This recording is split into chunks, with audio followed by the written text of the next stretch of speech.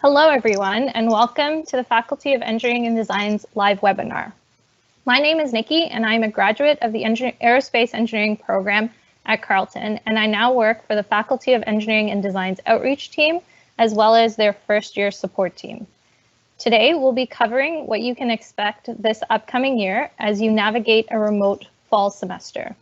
We'll be discussing what first-year courses will look like, how you can stay connected with the engineering community virtually, and you'll have a chance to hear from your department and ask faculty members questions using the chat feature.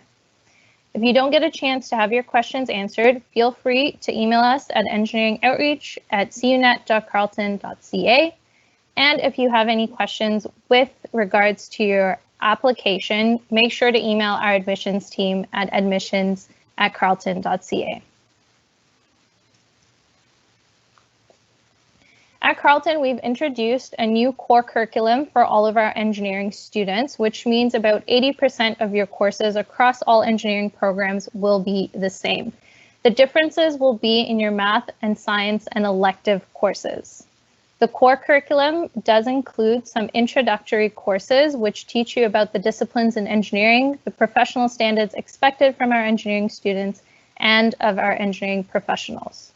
You'll also be taking 8 core courses in which you'll learn core concepts and fundamentals that you'll need to progress through your engineering program. These core courses typically have 3 hours of lecture a week and 3 hours of lab a week.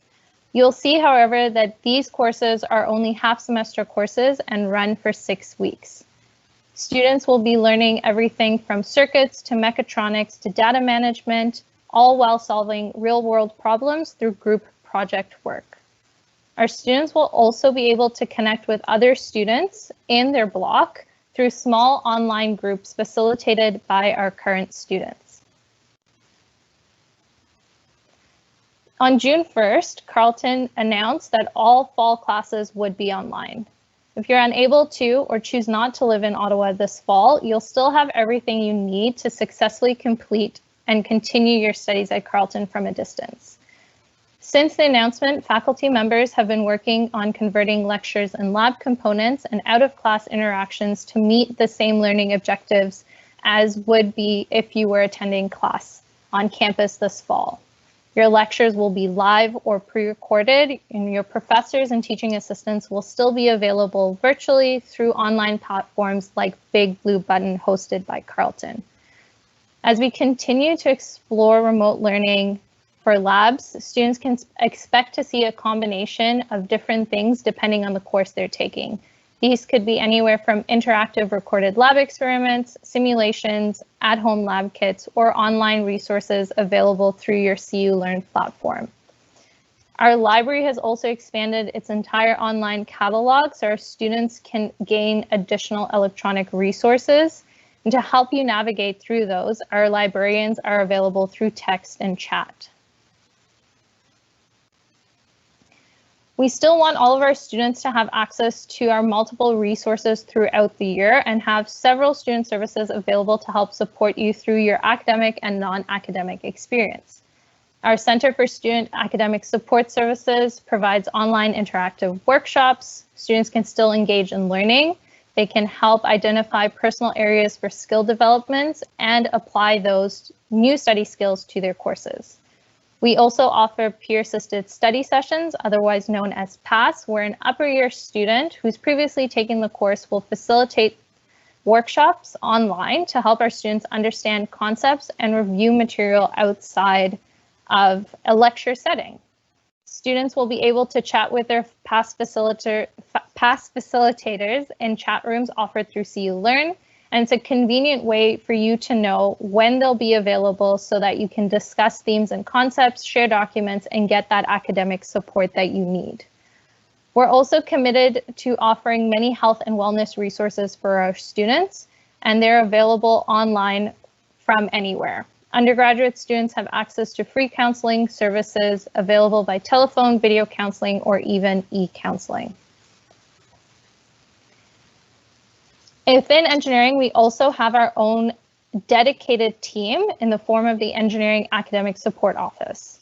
We assist students with registration, first-year academic advising, elective lists, administrative processes, and we connect students to other services on campus if needed. Students can email our first-year support team to get any help with any of their first-year courses, or email our general support team to get help as they progress through their upper years.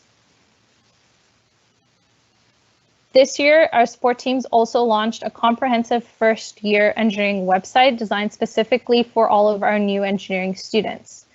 We understand there's a lot of uncertainty as you're preparing to start this fall semester, but we hope that the information provided here will help prepare you for what you can expect in your first year and help transition you as a new engineering student to the Carleton Engineering community.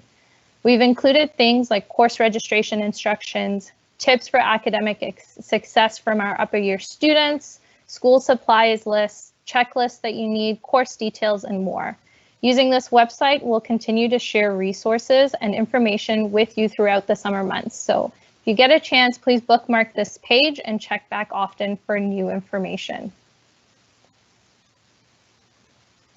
We are also ensuring that our students will still have access to academic help through our Elsie McGill Learning Center. This offers academic support to engineering students in their first and second year courses. These services will be available online. They will be offering tutoring services as well as high school review videos that will help our students refresh on key concepts they'll need for their first year engineering courses. We'll now be hearing from some of our professors who will be talking about each department and what they're doing to help support their students through remote learning this fall. First, we'll hear from Professor Ronnie Amaya from the Department of Electronics.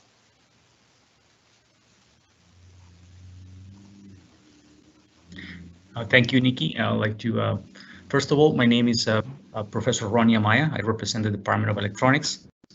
We look forward to having you here in the fall and help you navigate through your first year of electrical engineering studies. What we know is it's a difficult time and understand how hard it is to replace face-to-face on-campus experience. Our department has taken rapid and effective measures towards moving lectures and laboratories remotely. The 2 electronic modules that are offered in the first year have now been converted for remote delivery. We're going to have students from various disciplines working together to solve complex problems. We believe the interaction between students is important. From my personal experience as a former undergrad student at Carleton, I can tell you that the friendships I made with lab partners and other colleagues have lasted through the years. We're also running second and third year electronic courses, which are heavily based on laboratory content, and we have effectively been able to set up predefined test benches that are set up by our experienced technicians and others. Now, those benches are actually available so that groups of students can log in remotely and use virtual signal sources and signal analyzers to be able to carry out all their activities with respect to testing, debugging, and understanding electronic circuits. We also monitor these test benches. If we notice that a group has been dormed for half an hour, we'll typically come back to them and say if they're experiencing any technical issues that we can solve them as well. Again, we have successfully moved all our laboratories through online content as well.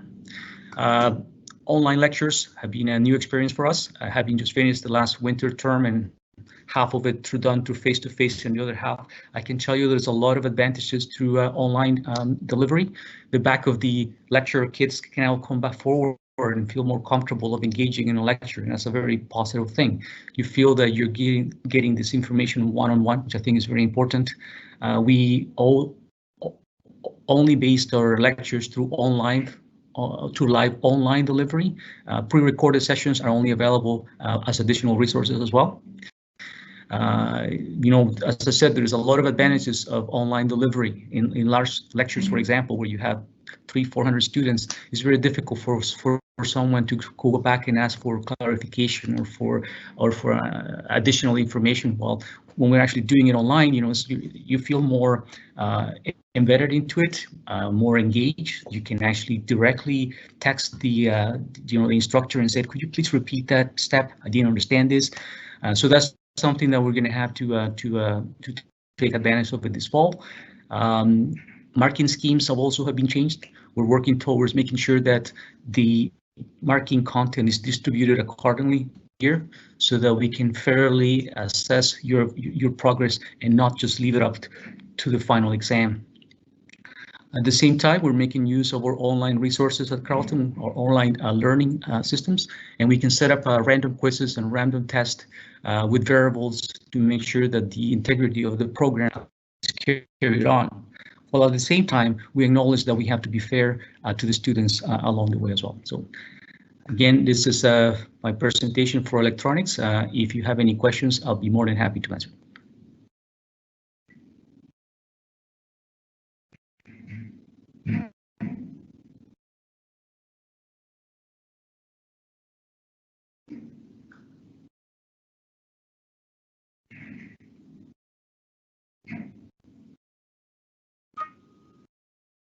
Apologies, I thought that the microphone was unmuted.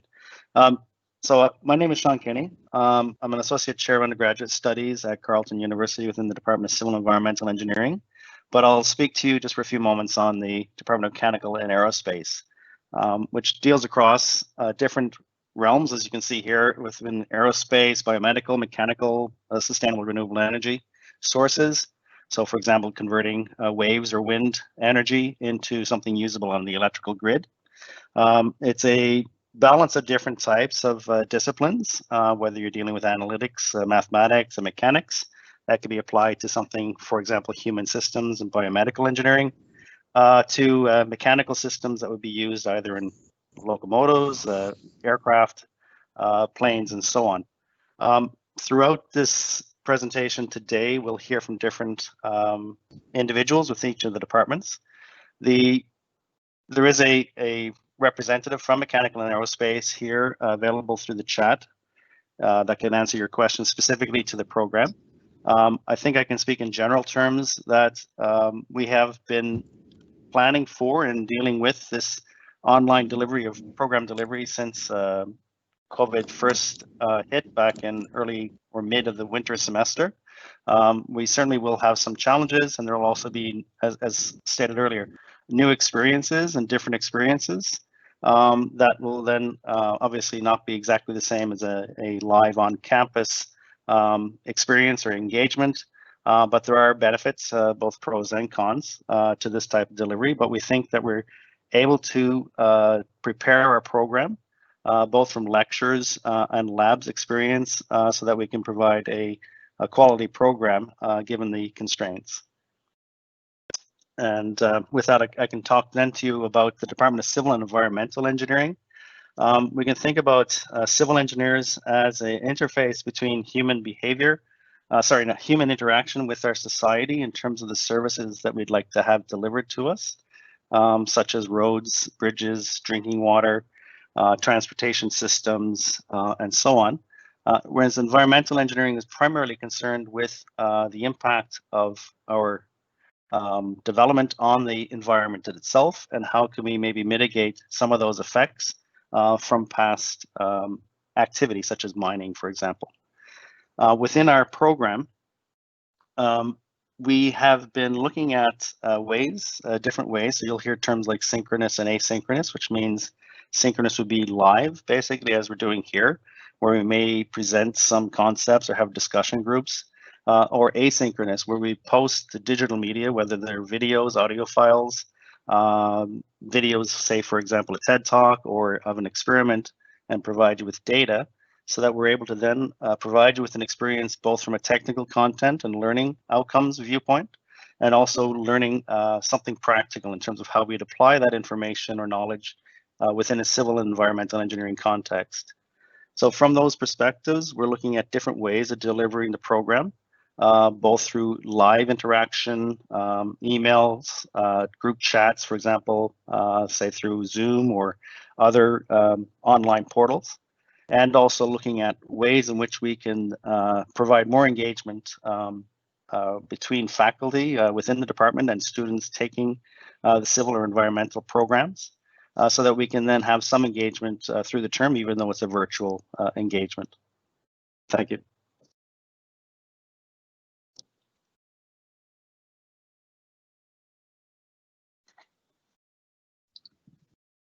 Hello, everyone. My name is Jason Jaskoka. I'm an assistant professor in the Department of Systems and Computer Engineering at Carleton University.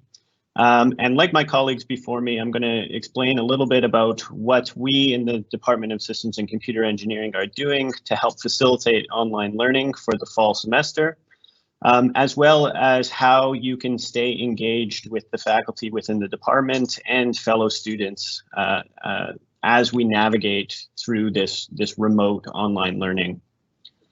So one of the main things that the department has done to help prepare ourselves for delivering our course content in the fall is we've actually set up a weekly brainstorming session to help share ideas amongst all the faculty members that span across our 4 different programs to help see how is it best going to be, what is the best way to deliver our course material.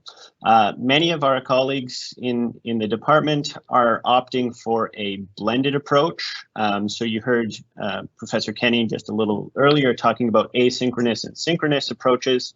In the Department of Systems and Computer Engineering, we're really looking at how can we provide some asynchronous content in addition to having that interactivity with our students in some synchronous activities. While doing so, we are being very mindful that not all students will be in Ottawa, not all students will be in Ontario, and certainly there will be some students that aren't even in Canada. So we are trying to take this into consideration with delivery of our course content. When it comes to some of the lab content that we have, because we have a very diverse set of programs within the Department of Systems and Computer Engineering, with biomedical, electrical, communications, and computer systems engineering, all requiring some sort of hardware labs from the first year all the way through the upper years, we are converting many of these lab exercises to either be using simulations now, to facilitate a remote lab session, or having remote logins to workstations and lab benches that are set up to enable students to actually conduct out their experiments remotely from home. From the software engineering side of things, many of our software engineering labs are using software tools that enable students to conduct these labs from home. But in any case, many of our lab components usually require students to demonstrate their lab activities and show what they've learned. So one of the ideas that we're looking at is having students make short video recordings of their lab demonstrations that they actually submit as a lab report. So rather than that interaction that we'd normally call over a teaching assistant or the professor to show live what your lab results are, we're now looking for remote ways to do that. Beyond that, our faculty and our teaching assistants are all going to be available by email, and we'll be holding virtual office hours using a variety of online tools. And really our primary goal in the Department of Systems and Computer Engineering is to provide as seamless a transition to the online format as possible, providing you with as close to the experience of a face-to-face semester in that online world. So with that, I'm going to stop now. Please feel free to send questions specific to any of these programs in the Q&A, and I'll do my best to answer them for you. So thanks.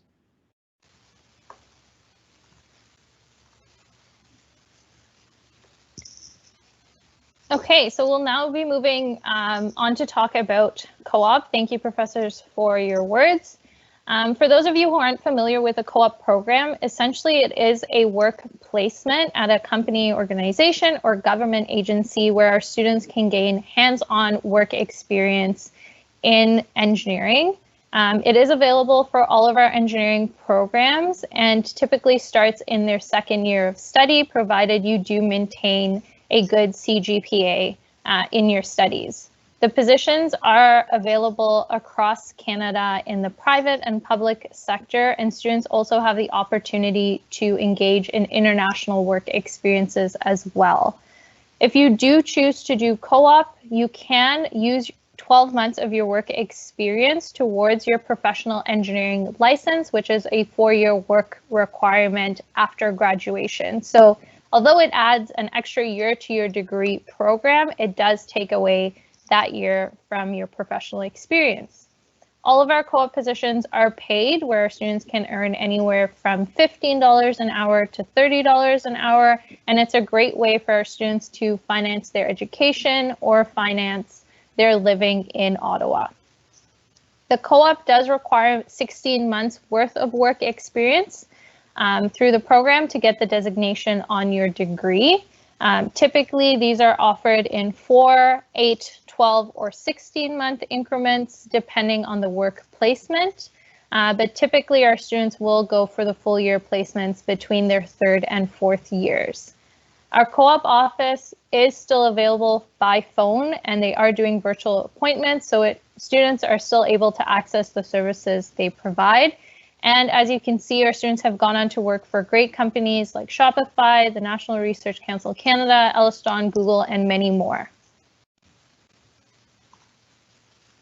We do also have a vibrant community here on campus with over 200 clubs and societies that our students can join. Within engineering alone, all of our students will become part of the Carleton Engineering Student Society that hosts social events for you to be able to connect with your peers. They also host networking nights with industry so that you can start kicking off your career as you go on through your degree. They host Engineering Frosh, which is our orientation week for engineering. We have stream-specific societies like our Carleton University Biomedical Society, our Mechanical and Aerospace Society, where you can connect with students in your program. We've got project-based clubs like Trotsky Bridge Building, our Great Northern Concrete Toboggan Club, our Ravens Racers, where students can gain hands-on experience and outside of class engineering experience as they again progress throughout their degree, and many other societies like this for students to connect with their peers. This year, our residence will still be open for our students, although at a reduced capacity, but we're hoping that students are able to start building those campus connections as they start their Carleton journey.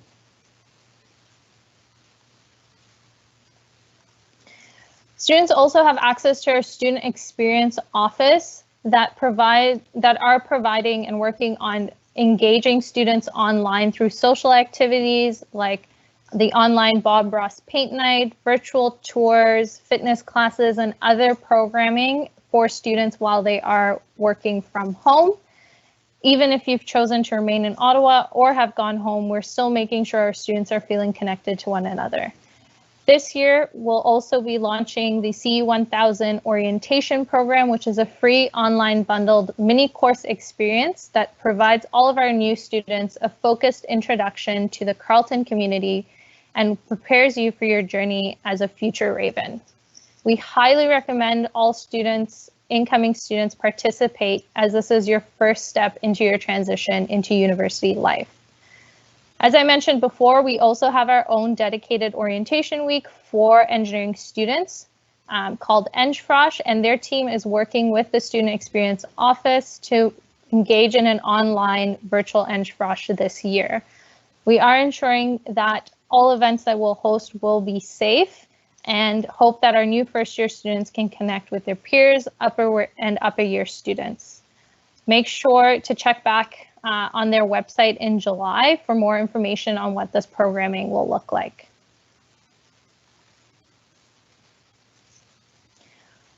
Whether you choose to stay home or come to Ottawa this fall, we do have a very beautiful city that we are a part of, from being close to the Parliament buildings to Gatineau Park, where there are lots of trails, parks, and beaches. Students can kayak, canoe, or even go camping in the summer and fall, participate in different sporting activities as well. Being on campus in the winter, you are a 2-minute walk from one of the largest skating rinks in the world, the Rideau Canal. And there's lots of winter activities for our students to get involved in the city that they're living in. on a non-academic side. So it's a great city to be in and a great city to explore and get to know if you are not from Ottawa. And even if you are from Ottawa, there are lots of different activities you can be a part of. So just to kind of wrap up, we do have a lot of social media where we are updating and posting the latest information that we have. So I do encourage you guys to follow us or at least check out our website. I'll be now looking at the Q&A section for some questions that we'll be answering live. Okay. So one of the first questions that we have here that I'll be taking is, how are the engineering communities going to go remote? So currently we are in conversations with all of our societies and teams to see what activities and support that they can provide remotely. So make sure you are checking online for those updates and information, but there will be online activities for students to take part in.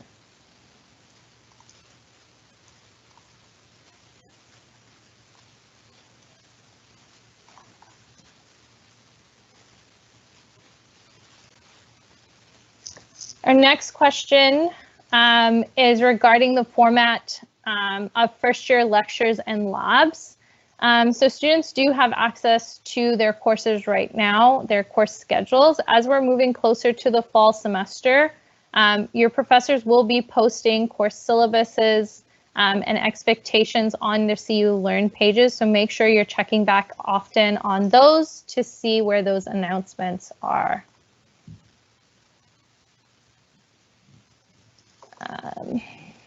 Okay.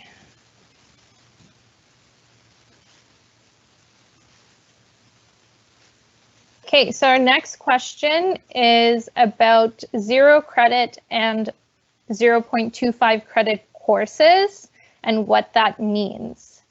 So typically at Carleton, a full semester course is 0.5 credits. As we've moved to this core curriculum, we've broken down some of your core engineering classes to be 0.25 credits, which means they only run for half a semester. That's about 6 weeks of the 12-week term. This is just to help you succeed better in those key fundamental engineering concepts and progress through the degree. So we've tried to break those up a little bit more.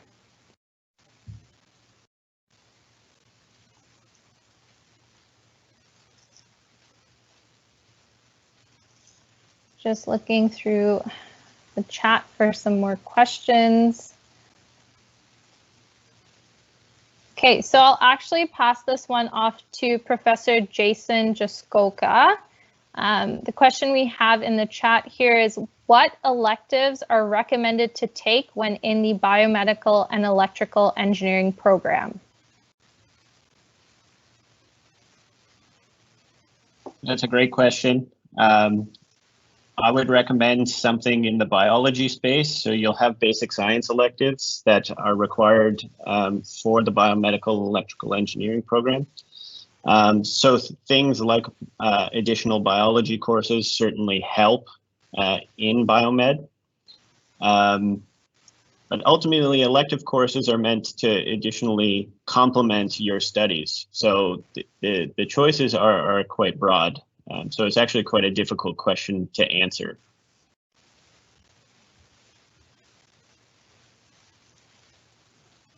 Okay, thank you for that answer. I'm just looking through the chat for. So we do have another question about electives apart from the mandatory courses. So I'll be taking this one. So on our first year engineering website that we've launched, we will be posting complementary studies elective lists, as well as basic science elective lists that students can choose from. So these are pre-approved by the faculty.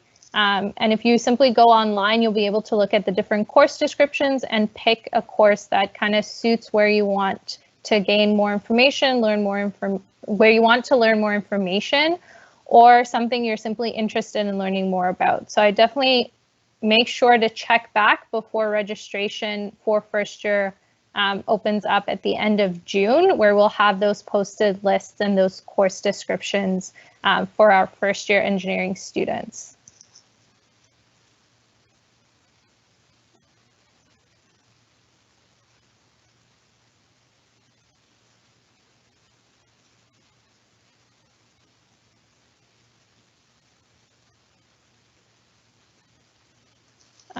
So I'm just going to, again, pass this one off to perhaps Sean Kenny. A student is asking at using a MacBook versus a laptop for their engineering courses at Carleton. Certainly it's possible to use multiple different formats of tablets, whether it's a MacBook or laptop or desktop iMac. I've used both. I've also used Microsoft products, whether the desktops and also Surface tablet. So it's possible to use the programs that are required through the program itself of engineering. So the applications that are available, whether it's, say, for example, MATLAB, which is a calculation package. So it's possible, yes. Okay, thank you for that. Another question in the chat, which maybe I can have all the professors speak to this a little bit, maybe starting with Professor Ronnie, is about purchasing textbooks for first-year classes. Yeah, so, in the past, we have moved away from using hard copy textbooks. A lot of the content that we have used has moved towards more of electronic delivery. So we have, places like Pearson and others that have made packages available for the students where they basically just buy the textbook for the duration of the semester. The professors also will be uploading a lot of online content, specifically now that we don't have face-to-face access. So there will be material available through CLearn, and at the same time there will be electronic textbooks and deliveries that the professor will carefully look at before adopts it as part of that course. Okay, thank you, Ronnie.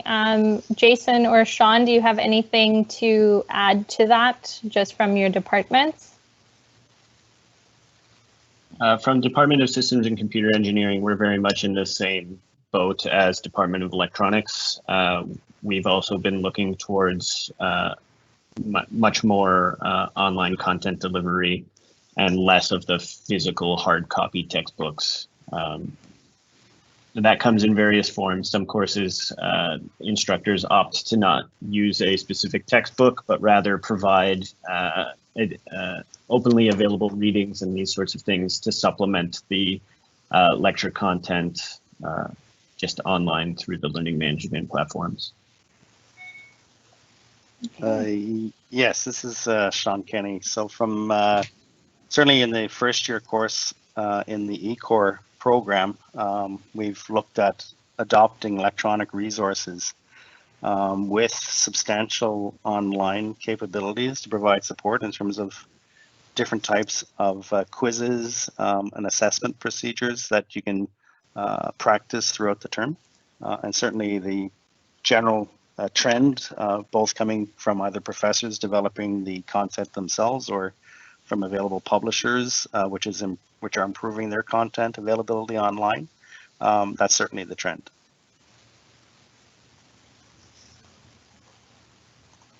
Okay, thank you for those answers. So we do have a lot of first year questions in regards to kind of registration and how that works. So I'm just going to be taking a couple of those myself. In regards to building your timetable, all of our first year students are given a block registration. So you'll have your introductory courses, your math and science, as well as your 8 engineering core courses already pre-built in your schedule if you go on to Carleton Central. The only courses first year students will be selecting is their complementary studies elective or their basic science elective. And as I mentioned, there are approved lists that will be available before the June 24th registration opens that students can look at course descriptions to help kind of select those courses and see what fits in there.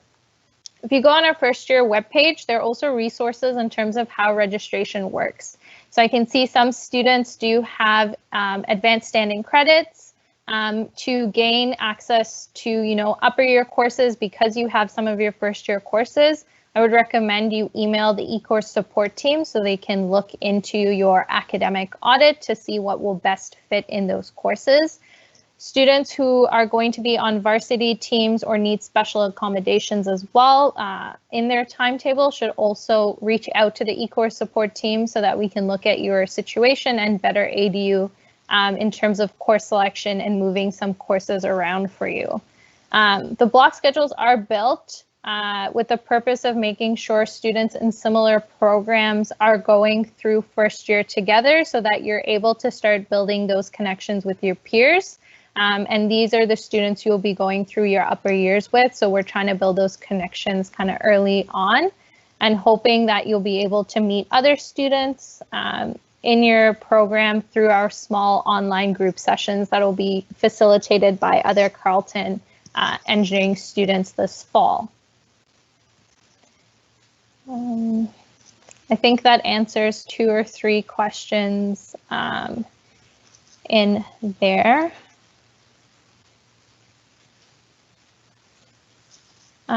So I think, again, I will pass this one off to professors, maybe starting with Jason. A student is just asking how will the time difference, if they're not living in Canada, will affect some of their classes?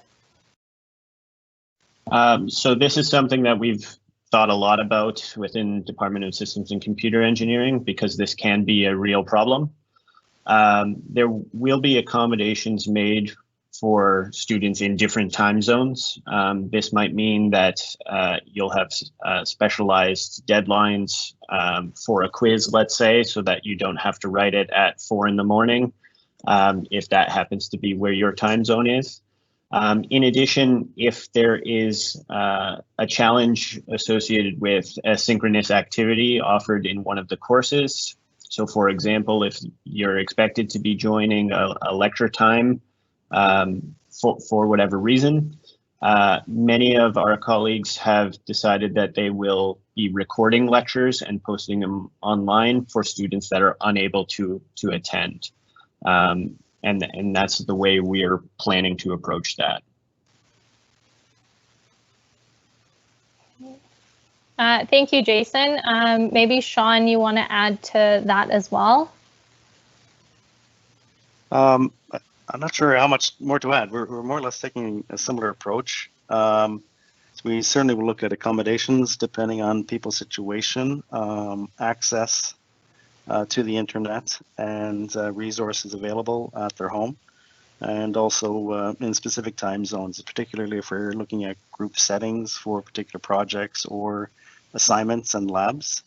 So we'll look at a wide range of situations. Certainly there will be a core element of how the program would be delivered for a particular course, but certainly recognize that we're in a unique situation and we may have to think a little bit outside the box in terms of how we accommodate.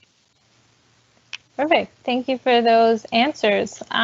So just again, there's a lot of questions in the chat today. We have another question about taking a minor with engineering major. We do have a list of minors available on the Carleton website that students can look at. With engineering, we do expect students to at least complete their first year before adding that minor to their program. Different minors have different CGPA requirements, but after your first year, you can certainly apply for a minor on your Carleton Central account. Typically, minors are an additional 8 courses to your degree program, which means that you could be looking at extending your degree by an additional semester or an additional year. So it really depends on how you take those courses. Could you use some of them as electives in your major, towards your minor, and various other things like that. But if you are looking at the courses that you have to take, those are available on the website for you to look at.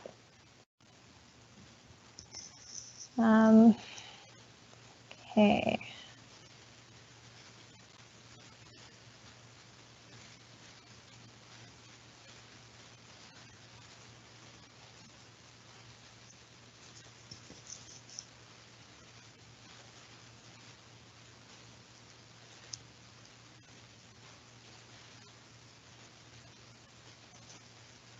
So another question here, I think I will maybe pass this one off to Jason. Again, just because it seems more software computer systems related, is if there are programs students will have to use on their computer, do they have to download them or will they be provided by the department? So the answer to this is it really depends. Certain courses will have openly available software that the expectation will be that the students simply download it and install it on their own machines to be able to run from home. Other pieces of software may require a remote login because of the way the licensing works. So still from home, you will be able to log in to a computer system that will have the software available for you to run. Again, you can still do that from home. In other cases, we have explored the option but are unsure of its feasibility at this current point in time, but creating virtual machine images that would basically be a replica of what the lab computers would look like, that students would be able to download and run in a virtual machine software like VirtualBox at home. So it really depends on the specific courses and the specific pieces of software that are used in those courses. Thank you. So this one I'll pass to Professor Ronnie Amaya.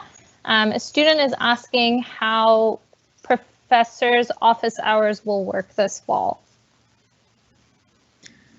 So I think that the office hours will probably be the one that will benefit the most out of this system.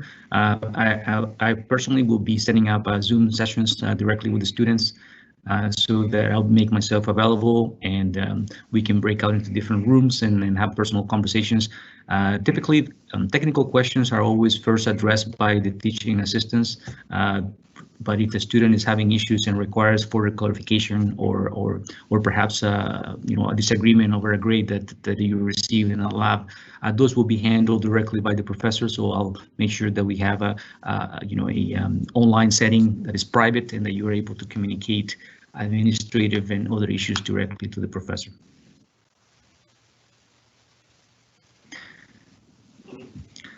Just to add on to that as well, office hours will also have to deal with the fact that people may be living in different time zones as well. So typically what I do is I make myself available, often even on the weekends, just because of the availability. It's very difficult to agree on a common time when you have a class of 60, 100, 200 students.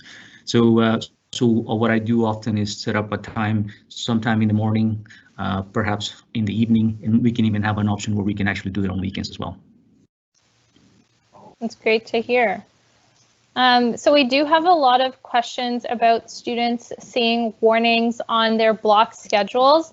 We are aware of the situation and we are working to fix that. So they will be fixed before the registration period opens in June. So don't worry that you are seeing warnings right now. Just make sure that if you are choosing electives and things like that, that you're looking to see if they fit in the schedule that you have selected.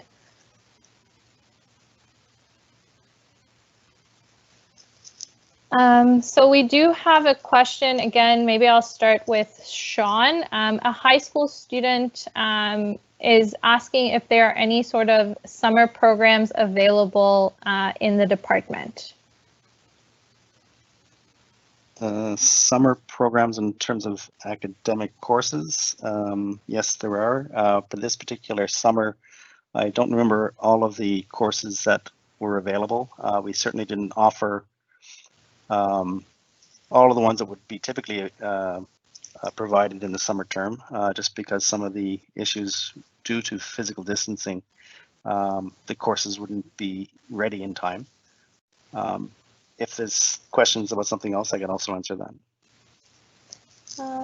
Just looking through here. For civil engineering, what kind of courses are recommended as electives?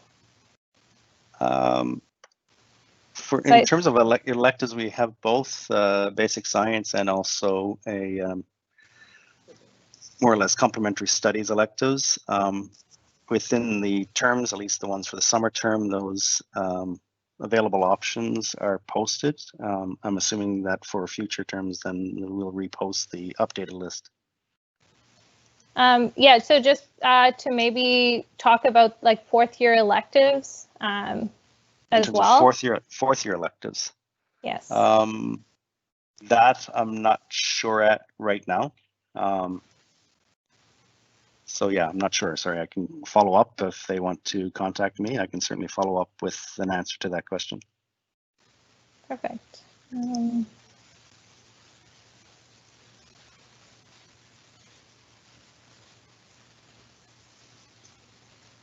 Okay, so just another question we have in regards to hardware students will need. So lists of calculators that students can use. In your course outlines that you'll be provided on the CU Learn platforms for each course, they will be putting any restrictions on calculator usage or types of calculators that you can use in those courses. So make sure you read through those when they're available to make sure if you can use scientific, programmable calculators and things like that. So definitely check those different course outlines when they become available on CU Learn before the start of the semester.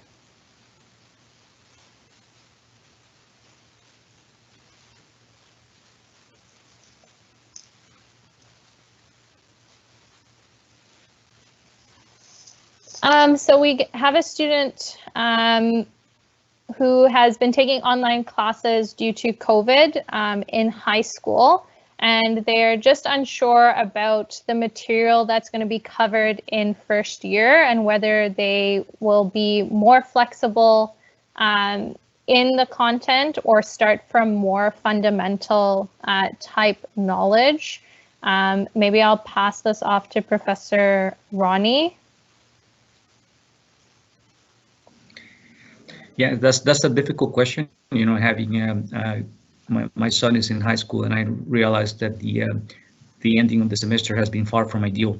There's definitely some deficiencies that we have identified, and we know about those. So we will basically be reviewing the material. Typically, each course does not just drop content without having any background on it. So that will be taken into consideration.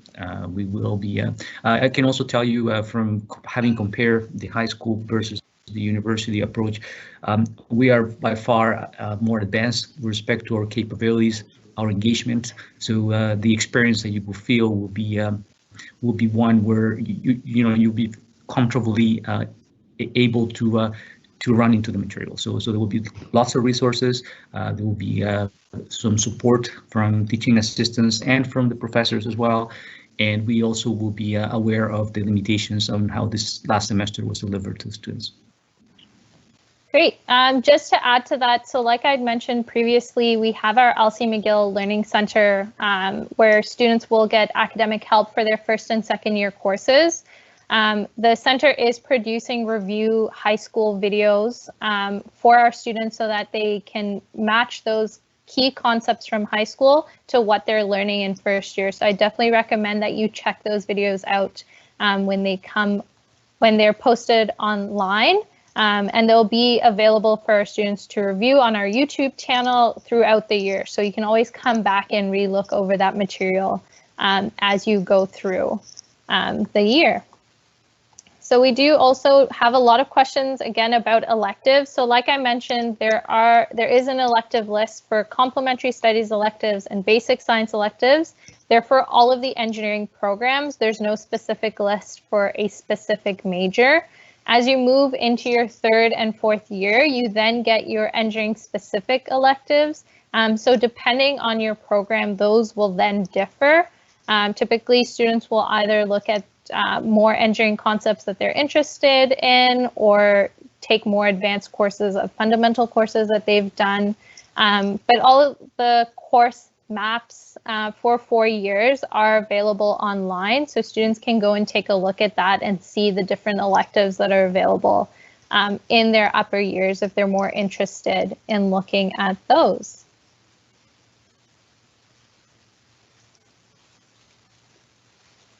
So we just got another question again, electives coinciding with your existing block schedule.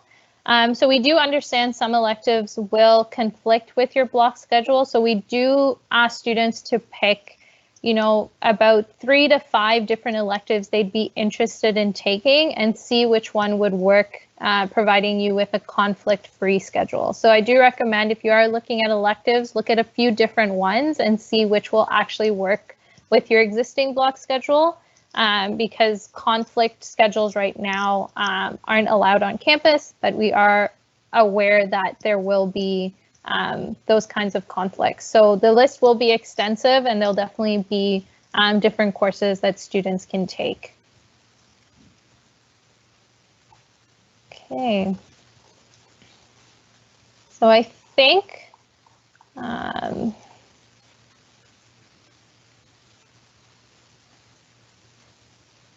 so we do have another question about how you can plan out your courses.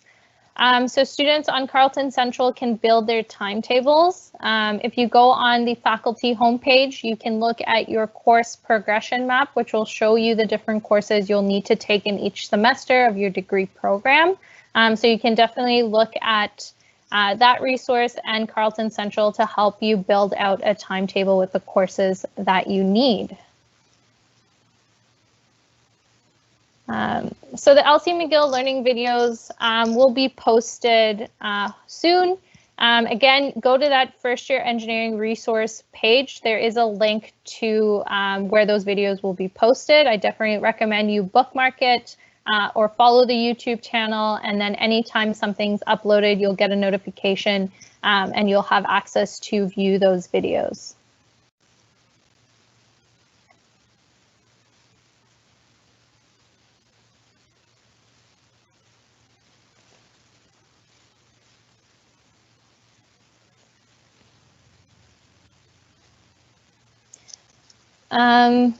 Sorry, okay, so we're just gonna go back. Someone had a clarification on a question that they asked. They're asking if there are any summer programs or camps or outreach programs available for high school students, I believe. The faculty does have our summer camp programs for students all the way from junior kindergarten to grade 12. That I believe will be going virtual this year. In terms of programs offered by the faculty, I'm not sure if there are any internship programs. Jason, in systems? Not for high school students currently, because the summer has been a little bit hectic, as you might imagine. But for upper year students, once you've passed your first year and at the end of each of your academic years, there are opportunities within the department for working with professors on various projects and tasks and these sorts of things. Perfect, thank you. Okay, this one is for Sean. Someone is asking if you can talk about what the assessments will be like within your department. Well, the assessments vary depending on the type of course it is. Some are certainly more experiential or hands-on learning, such as a surveying course. That is currently being developed for an online program delivery for the fall.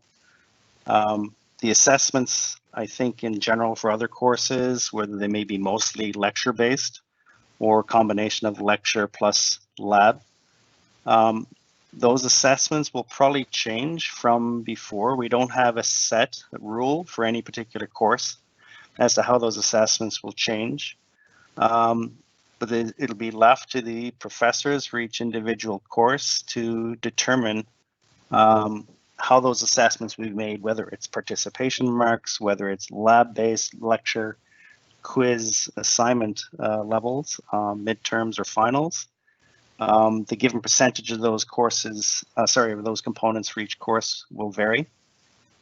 As you move through the program, with accreditation requirements, there will be specific minimums, say, for example, on the value of the final exam, if it's in a design area.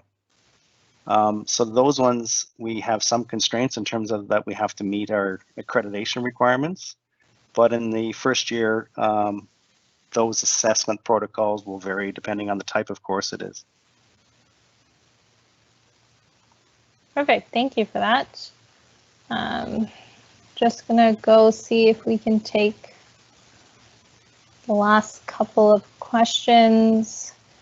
So student is just asking about zero course credit courses and what that material looks like. So in first year, like I mentioned, there are introductory courses. These are simply to just introduce students to disciplines within engineering and the professional standards expected of the engineering students and engineering professionals. So you will be going through those. They are zero course credit courses because they're simply, you're learning at your own pace, taking quizzes and such, and you're able to gain more information. So they're pass-fail, and they're not courses that affect students' CGPAs. If you do want more information on those courses, again, I recommend that the students check out that first year engineering webpage, where we have information on all of the first year courses and things like that, that you can review. We do have a question if the webinar is recorded and will be posted. The webinar will be available on the website after the session in a couple of days, so you can definitely rewatch the webinar at a later point. Okay, so I just want to thank all of our professors for being here today. And thank you guys for all of the questions that you've posted. Again, if you didn't have a chance to get your question answered, please feel free to reach out to us at engineeringoutreach@carleton.ca. And we look forward to seeing you on campus this fall, well, online, or if you choose to stay in residence, and welcoming you to the Carleton community.